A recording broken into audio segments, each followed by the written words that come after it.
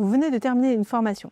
Les stagiaires ont répondu au questionnaire, plus ou moins. Les résultats sont flous, les fichiers s'accumulent et au final, une question reste sans réponse. Est-ce que cette formation a vraiment été efficace? En 2026, l'évaluation d'une formation n'est plus une option.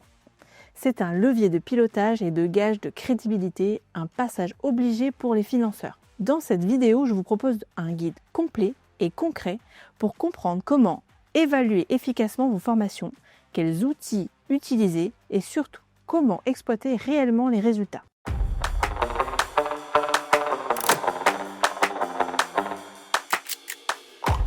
Avant d'entrer dans le détail, retenez simplement ceci. L'évaluation d'une formation, c'est l'ensemble des méthodes qui permettent de mesurer la qualité, l'efficacité, l'impact réel d'une action de formation. Elle peut prendre plusieurs formes. À chaud, juste après la session, à froid, plusieurs semaines plus tard, et l'évaluation des acquis, avant, pendant et après la formation. Pourquoi c'est essentiel? Parce que les financeurs et les entreprises attendent aujourd'hui des preuves concrètes, des taux de satisfaction, une progression mesurable, un impact sur le poste de travail. Qu'est-ce que l'évaluation d'une formation? L'évaluation d'une formation, ce n'est pas juste cocher des cases, c'est chercher à comprendre ce qui s'est réellement passé. Les objectifs pédagogiques ont-ils été bien atteints? Les stagiaires sont-ils satisfaits? Qu'est-ce qui a bien fonctionné? Et surtout, qu'est-ce qui peut être amélioré? En croisant les retours des stagiaires et les observations du formateur, vous obtenez une vision beaucoup plus fiable de la qualité de vos actions. L'évaluation sert donc à 3 choses essentielles. Piloter votre activité, démontrer votre professionnalisme et améliorer en continu vos programmes. Les différents types d'évaluation. Toutes les évaluations n'ont pas les mêmes objectifs. Avant la formation, l'évaluation diagnostique permet de connaître le niveau de départ. Pendant la formation, l'évaluation formative aide le formateur à ajuster le rythme et la pédagogie. À la fin, l'évaluation sommative mesure les acquis. Et plusieurs semaines après, l'évaluation de transfert vérifie si les compétences sont réellement utilisées en situation de travail. Chaque étape a son rôle. L'erreur serait d'en choisir qu'une seule. Qui est concerné? En réalité, tout le monde. L'organisme de formation pilote son activité, le formateur améliore sa pédagogie, le stagiaire prend conscience de sa progression, l'entreprise vérifie le retour sur investissement et les financeurs conditionnent leurs aides à la qualité du suivi. Comment évaluer l'efficacité d'une formation? Il n'existe pas un indicateur miracle. C'est la combinaison de plusieurs données qui donne une vision fiable. On peut s'appuyer sur le modèle de Kirkpatrick, très utilisé dans le secteur de la rédaction. Est-ce que le stagiaire a apprécié? De l'apprentissage, a-t-il acquis les connaissances?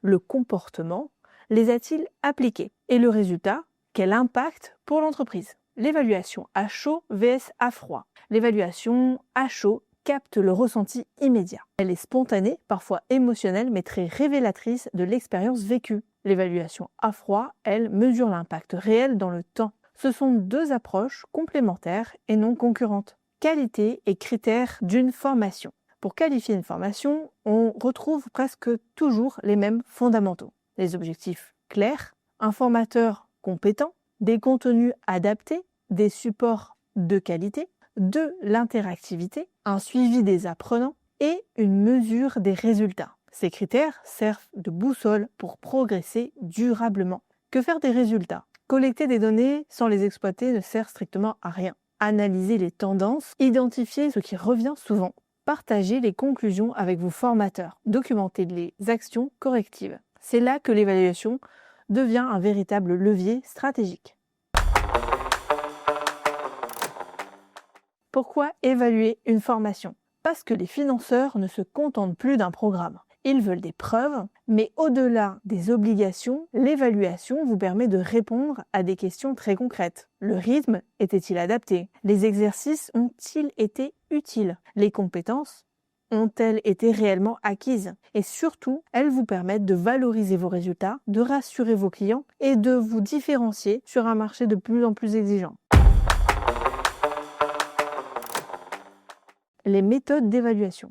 À chaud, l'évaluation mesure la satisfaction immédiate. Un questionnaire bien conçu permet de recueillir des notes, des commentaires exploitables très rapidement. À quoi ça sert? Identifier les irritants et ajuster rapidement ce qui peut l'être. À froid, quelques semaines plus tard, on mesure le transfert des acquis. Cette évaluation donne une vision beaucoup plus ancrée dans la réalité professionnelle. Évaluation des acquis et des compétences. Avant, pendant et après la formation, des tests de positionnement, des quiz, des exercices pratiques, mise en situation. Pour certaines formations certifiantes, l'évaluation repose sur des grilles précises, des critères observables et traçables.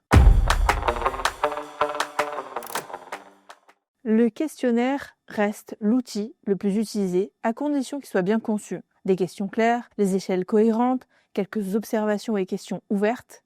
Les grilles d'évaluation structurent, analysent des compétences. Les fiches individuelles synthétisent les résultats d'un stagiaire. Et le bilan de formation consolide l'ensemble des données d'une session. Aujourd'hui, les outils numériques permettent d'automatiser l'envoi, la collecte, l'analyse, sans multiplier les fichiers Excel. Un bon bilan commence toujours par le contexte. Intitulé, date, lieu, participant. Puis vient les résultats chiffrés. Satisfaction, assiduité, réussite aux évaluations. Ensuite, l'analyse qualitative, ce qui a bien fonctionné, ce qui peut être amélioré. Et enfin, les ajustements prévus pour les prochaines sessions. Ce document est une preuve de rigueur et un véritable outil de pilotage. En résumé, l'évaluation d'une formation n'est pas une contrainte administrative. C'est un levier stratégique puissant pour améliorer vos formations, rassurer vos partenaires et pérenniser votre activité. Si cette vidéo vous a été utile, pensez à liker, à vous abonner et à consulter les ressources complémentaires en description. Et surtout, n'oubliez pas, une formation non évaluée est une formation dont on ne connaît pas la vraie valeur. À très vite!